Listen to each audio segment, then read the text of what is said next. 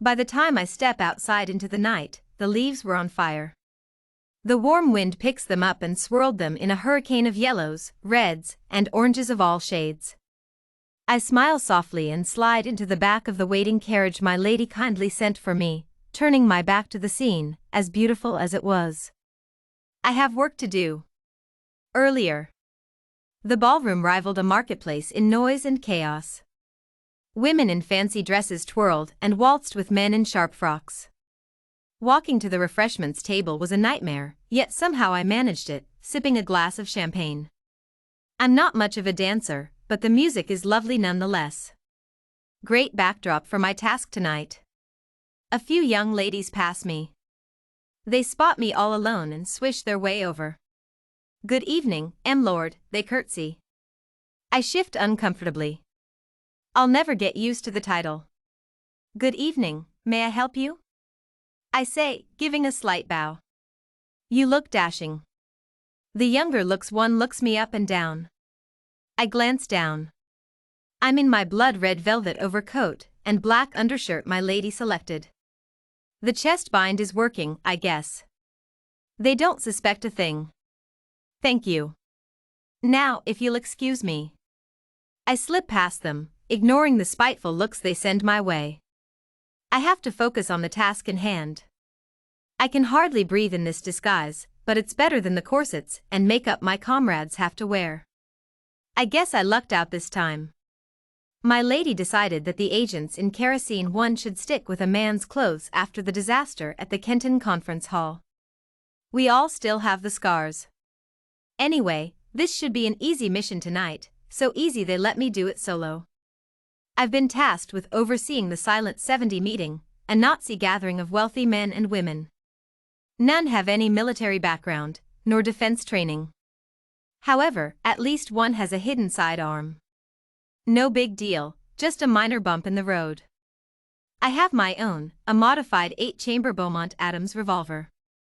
Trusty and gorgeous, the best gun I've ever owned. I'm not here for a single assassination, though. I'm here for a mass execution.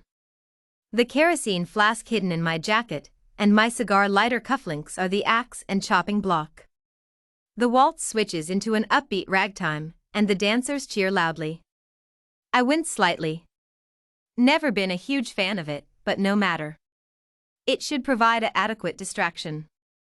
I stalk across the edge of the dance floor, carefully as I dare. I lock and blockade the door from the outside. No one goes in, no one gets out. Except me, of course. I'm told I'm too valuable to lose. 1 down, 3 to go. I cross to the second with little effort, locking that one easily. The dancers seem to not take heed of me, but one man on the edge of the crowd, one of the ones with a gun, seems to take notice. I shake it off, completing the 3rd door. The last one is going to be tough, though.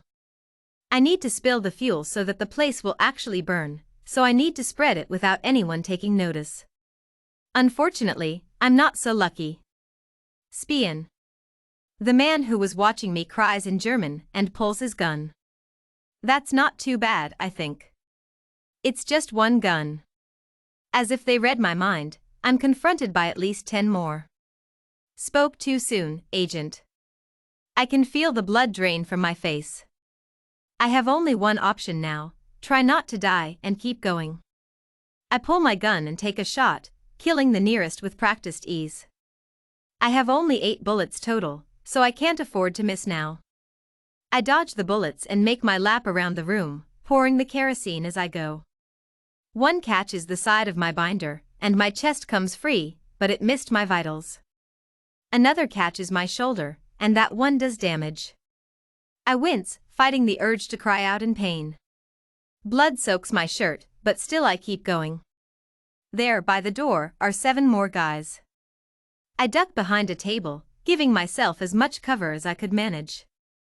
I have 1 bullet per man, and my aim is shaky at best with my shoulder. Gritting my teeth, I line up the shot. Bang. Bang. Bang. Bang. Bang. Bang. For a moment nothing happens and I begin to panic, but as I watch, they topple over one by one, a neat row of holes in their heads. 6 perfect lucky shots. I guess luck is on my side tonight. Somersaulting out from under the table, I connect the kerosene ring and give myself enough to make a fuse.